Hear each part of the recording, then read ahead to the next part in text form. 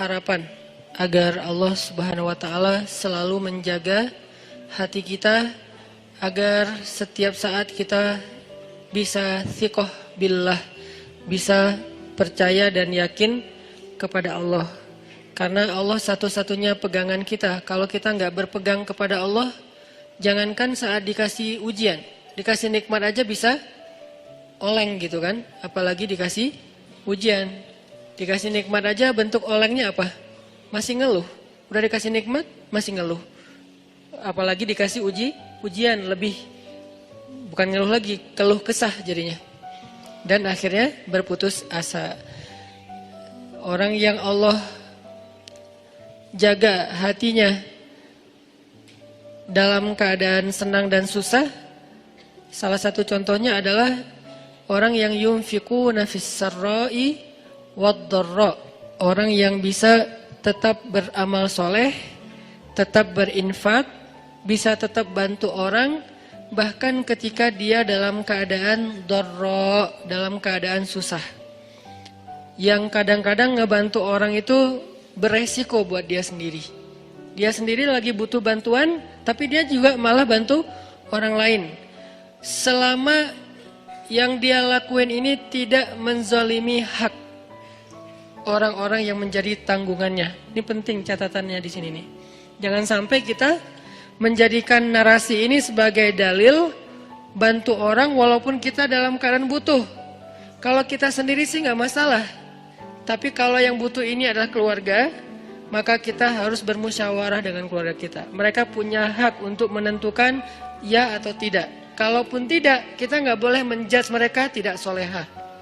Misalnya seorang suami lagi punya hutang. Hutang itu kan tanggungan bersama kan?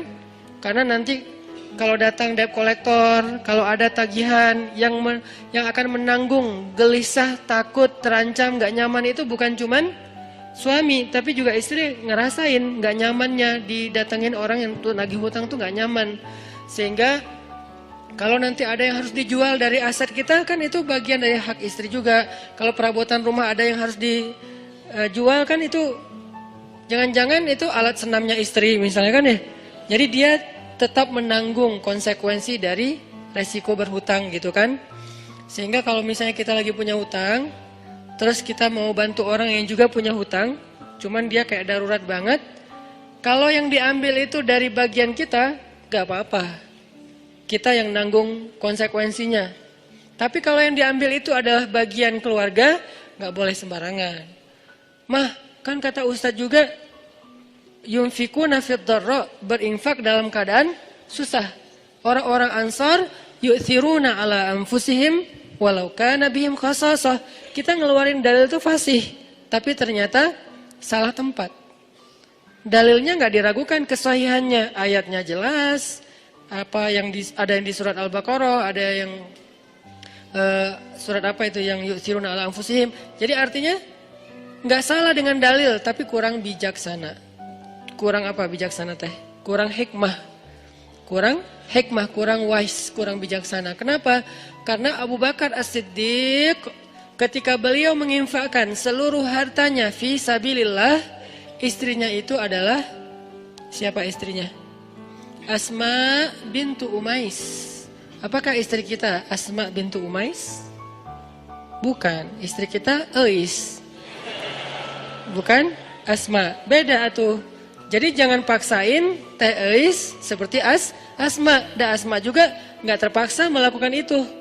Kalau istri kita sekelas dengan Asma bintu Umais, siapa Asma bintu Umais?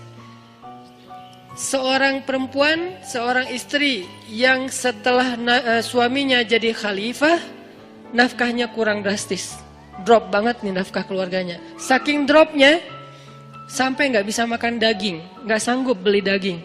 Lalu karena kangen pengen makan daging dan pengen ngelihat suaminya juga makan daging, kasihan. Akhirnya dia sisihkan dari belanja hariannya, ditabung. Setelah beberapa lama udah cukup beli daging sedikit, nggak banyak, nggak 1 kilo, cuman sedikit. Terus dia minta izin lagi ke suaminya. Padahal kan itu bagian dia kan, hak dia kan. Karena uang nafkah itu berarti udah diberikan kepada istri. Masih minta izin. Ya Aba Bakr, wahai Abu Bakar, wahai suamiku, ini ada sisi sedikit dari uang belanja, aku sisihkan setiap hari, udah bisa beli daging sekarang, boleh nggak aku beli daging? Kasihan kamu nggak pernah makan yang lebih layak. Kata Abu Bakar, Asma, ternyata gaji saya masih lebih. Boleh nggak kalau ini kita berikan kepada Baitul Mal, dan mulai bulan depan gaji saya dikurangi karena ternyata masih lebih. Apa kata Asma? Sami'na wa ata'na. Istrinya ini Asma bintu Umais, perempuan yang punya 3 suami, 3-tiganya ahli surga. Ja'far, Abu Bakar, Ali. Dan ini kisah di masa Abu Bakar. Nanti ada kisah di masa Ja'far yang juga luar biasa, yang sapu lidi itu. Ada kisah di masa Ali yang juga luar biasa, anaknya saling memamerkan ayah mereka. Karena dari 3 suami, 3-tiganya punya anak laki-laki. Anak Abu Bakar bilang ayah saya paling baik, anak Ali bilang ayah saya paling baik, anak Ja'far bilang ayah saya paling baik. Terus yang mana nih? Kan bingung Asma teh. Yang ini bilang ayah saya nih pemuda surga, sebaik-baik pemuda Makkah. Ayah saya sebaik-baik orang tua Makkah. Masing-masing membanggakan ayahnya. Masing-masing punya cerita-cerita kehebatan Asma bintu Umais. Artinya nggak bisa juga sembarangan kita mengambil hak keluarga kita lalu kita dengan alasan berinfak dalam keadaan dharra. Nggak boleh, karena itu tidak bijak. Sehingga ketika ada sahabat yang ingin menghabiskan hartanya untuk infak, minta izin ke Nabi, Nabi nanya, kamu punya keluarga? Punya anak? Punya. Ya udah, beri bagian mereka. Kalau gitu setengah ya Rasulullah. Enggak, masih kebanyakan. Kalau gitu sepertiga ya Rasulullah, itu pun masih kebanyakan, tapi cukuplah. Sepertiga aja masih kebanyakan, tapi cukup. Lalu bagaimana dengan Abu Bakar? Abu Bakar lihat dulu, makanya kita nggak bisa memahami satu dalil tanpa mendalami konteksnya. Jangan sampai kita menggunakan cerita Abu Bakar untuk membolehkan diri kita melakukan apapun yang kita suka. Mah, papa nih pengen jadi Abu Bakar. Tugas kita didik dulu istri kita biar jadi Asma. Baru nanti kita bisa jadi Abu Bakar. Abu Bakar itu keberhasilannya bukan hanya berinfak dengan seluruh hartanya. Keberhasilan Abu Bakar juga di situ, adegan itu adalah dia berhasil mendidik Asma menjadi seorang istri yang mampu berlapang dada ketika suaminya berinfak dengan seluruh hartanya dan nggak punya apa-apa lagi yang tersisa. Tapi kalau nggak jadi seperti Asma pun jangan langsung dijudge, mamah nih jauh banget dari Asma. Ya Allah, gimana ini? Galau Jangan, karena lahum darajatun 'inda rabbihim faddalna ba'dahum 'ala ba'd. Kami berikan kelebihan sebagian orang atas sebagian yang lain. Dan istri Nabi juga beda-beda kelebihannya. Para anbiya beda-beda kelebihannya. Ada para nabi yang kelebihannya lebih kepada suara. Nabi siapa? Daud. Sampai Allah Subhanahu wa taala menundukkan semesta untuk ikut berzikir bersama Daud. Yang saya menyebutnya dengan istilah konser kolosal. Tapi konsernya bukan nyanyi lagu syair, lebih kepada zikir, perform. Nabi Daud perform, tapi crowdnya itu bukan manusia. Crowdnya itu semesta, sampai angin, awan, air, semuanya crowd untuk ikut bareng dengan Nabi Daud alaihissalam. Karena memang kelebihan Nabi Daud itu suara. Dan beliau punya 70 macam suara. Dan setiap kali beliau bersuara, yang kedua lebih baik dari yang pertama. Yang ketiga lebih baik dari yang kedua. Terus semakin baik, semakin baik, semakin baik. Sehingga orang yang diberikan oleh Allah nikmat suara yang bagus, doa Nabi apa? Laqad utita mizmaran min mazamiri ali Daud. Bersyukurlah engkau diberikan oleh Allah seruling dari keluarga Daud. Hanya 1 dari 70 seruling ya. Cuman diberikan 1 seruling aja udah kita mendengar suaranya Mahir apa tuh? Bukan Mahir Zain. Saya lupa nama korinya. Oke lah Mahir Zain. Oke, anak muda Mahir Zain. Kalau ininya ada kori bagus juga suaranya. Nanti ada juga yang di Mahir Muakili ya. Mahir Muakili. Itu baru 1 mizmar ya. 1 seruling. Kita dengar Rashid Al-Afasi nama panjangnya apa?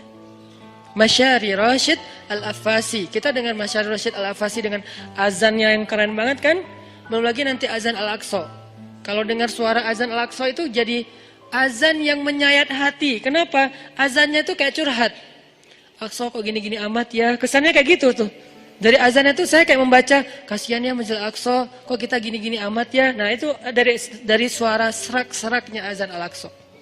Nanti belum lagi suara bacaan Ad-Dagriri. Azannya Syekh Ad-Dagriri, kalau nggak salah Hamdi Ad-Dagriri di Mekah, kayaknya ini lagi naik daun juga sekarang selain Mahir Mu'akhili. Ini semuanya mizmaran, satu seruling. Belum 70 seruling, gimana 70-nya? Jadi memang Allah kasih fadl, Allah kasih keutamaan. Nanti Nabi Sulaiman, anaknya Nabi Daud, beda lagi keutamaannya. Kalau Nabi Daud keutamaannya di suara, Nabi Daud keutamaannya di tenaga fisiknya sampai Allah lunakkan besi di tangan Nabi Daud. Kalau Nabi Sulaiman, Allah lunakkan Allah tundukkan bukan besi, bukan semesta, tapi jin. Jinnya pun bukan jin yang hanya jin beriman, bahkan jin yang tidak beriman pun tunduk. Syaitan namanya. Kalau jin beriman kan jin doang ya. Kalau jin yang tidak beriman syaitan. Syaitan aja tunduk. Kenapa? Takut sama Nabi Sulaiman. Kami tundukkan angin. Ini fadlnya Nabi Sulaiman. Nanti Nabi siapa lagi misalnya? Nabi Musa. Allah kasih fadl tersendiri berbeda dengan saudaranya Harun. Harun fadlnya lisan. Musa fadlnya kegagahannya, kekuatan azamnya, kekuatan fisiknya. Sehingga ketika mereka berdua kolaborasi, ini jadi sebuah revolusi yang luar biasa. Ngalahin Fir'aun, ngalahin Haman, ngalahin Qarun, bahkan ngalahin Samiri. Kan banyak nama-nama tokoh antagonis pada era itu kan. Fir'aun, Haman, Qarun, Samiri ini kan antagonis semua nih. Jadi penjahatnya. Terus superhero-nya, superhero. Jagoan-jagoannya, Musa, Harun, Masyitah, apalagi nanti Asiyah, kan banyak kan jagoan-jagoan yang keren-kerennya nih. Jadi intinya adalah fadl. Setiap orang diberikan fadl. Jadi kalau kita ngelihat ada istri, ada suami yang mungkin kalau dibandingkan dengan orang lain dia kurang di sini, jangan langsung dijudge kok dia gini-gini amat ya. Ada fadl yang dia miliki yang orang lain nggak punya. Toh sahabat juga gitu. Abu Bakar dengan Umar, coba lihat bedanya. Abu Bakar dengan kelembutannya bermanfaat untuk umat. Umar dengan ketegasannya, bukan tegas, bahkan kekerasannya juga bermanfaat untuk umat. Nanti ada Utsman dengan malu-malunya tetap bermanfaat juga buat umat. Sifat malu aja jadi kebaikan. Ali dengan sama sih pemalu, cuman beda adegan, beda cerita. Tapi sisi lainnya Ali dengan kesatrianya bermanfaat untuk umat. Intinya teman-teman, nggak boleh kita memaksa semua orang itu dengan satu model. Bahkan Allah sendiri mengatakan faddalna ba'dahum ala ba'. Kami berikan keutamaan sebagian atas sebagian yang lain. Bahkan Nabi Sulaiman alaihissalam ketika mau memindahkan singgasananya Ratu Balqis di Yaman, Nabi Sulaiman memberikan tender kepada para pengikutnya. Siapa yang mau memindahkan singgasana Balqis?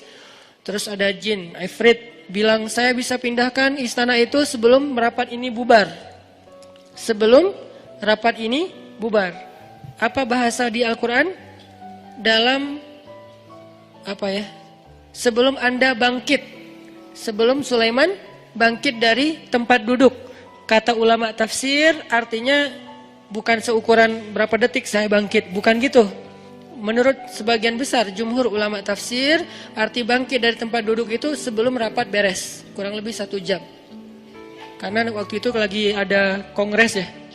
Kongres di zaman Nabi Sulaiman, kumpulin semua yang pemimpin-pemimpin kabilah, yang ahli-ahli di segala bidang, prajurit, panglima-panglima militer, kongres besar. Salah satu agendanya adalah membahas tentang masalah kerajaan Saba dengan Ratu Balqisnya. Lalu Nabi Sulaiman nanya, siapa yang bisa membawa singgasana Balqis ke sini? Kata jin Ifrit, saya bisa bawa sebelum Anda bangkit, artinya sebelum rapat usai, 1 jam kecepatan pesawat. Begitu beres rapat, udah ada singgasana di depan. Nabi Sulaiman bilang ini kelamaan, ada yang bisa lebih cepat? Lalu berdirilah seorang hamba yang solih. Disebutkan nggak namanya di ayat itu? Nggak disebutkan. Kenapa? Bukan itu intinya. Yang Allah mau sampaikan kepada kita, banyak orang yang Allah berikan kelebihan tapi nggak terkenal. Banyak orang yang Allah berikan kelebihan tapi dia mungkin nggak dalam segala hal, dalam satu hal aja. Cuman bagian itu doang dia lebih, bagian yang lain Nabi Sulaiman lebih. Sehingga dia mengatakan saya bisa membawa istana Balkis dalam satu kedip mata. Kedip mata itu bukan udah ada, bukan. Menurut tafsir, makanya kita tetap harus baca tafsir. Menurut tafsir ulama, satu kedip mata itu durasi jarak antara orang yang datang di ujung jalan, kan belum ketahuan tuh siapa yang datang. Mantan kita atau mantan teman kita. Terus siapa sih? Kayak asa kenal gitu kan ya. Nah, kira-kira dari ujung, atau nggak usah ujung jalan deh, dari pintu masjid, di bawah tangga masjid, itu kan belum jelas kan siapa kan? Sampai dia ada dengan jarak yang kita bisa kenal wajahnya, kira-kira jalannya berapa menit? Kurang lebih 10 menit, itulah waktu yang diminta oleh hamba yang solih. Dari arti sekejap mata, dari pandangan yang nggak jelas menjadi jelas musafir yang baru datang. Itu kafilah dagang siapa? Siapa orang yang paling depan? Siapa yang naik onta itu? Sampai jelas. Berarti dari awalnya kelihatan setitik orang sampai menjadi jelas kurang lebih 10 menit, setengah jam. Itulah waktu yang dia butuhkan. Lebih cepat daripada yang pertama. Maka Nabi Sulaiman pun memberikan kesempatan orang itu, dia berdoa saja kepada Allah. Bukan dia sakti mandraguna terus dia terbang bawain singgasana Balkis. Apaan nih? Kenapa nih? Enggak gitu sih. Itu mah dongeng ya. Dia hanya minta ya Allah. Kenapa? Nih orang nih pelajaran lain ya. Dia itu dikasih kesempatan oleh Allah Subhanahu wa taala, satu kesempatan berdoa. Dia itu dikasih satu kesempatan berdoa dan pasti Allah kabulkan. Dan kesempatan itu enggak pernah dia pakai kecuali saat itu. Ini sebagian ulama tafsir bilang kayak gini. Dia tuh dikasih kesempatan sal tu'toh.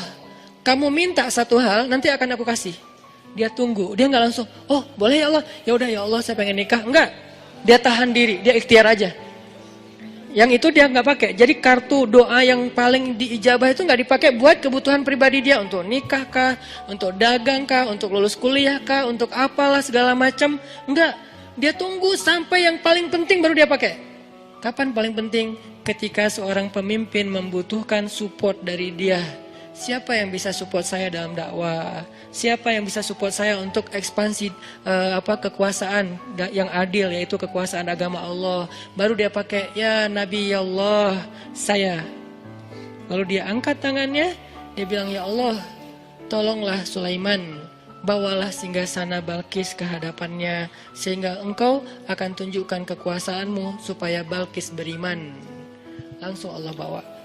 Jadi dia pakai satu-satunya kesempatan dia berdoa, bukan ngedoain orang yang udah mutusin dia tanpa alasan.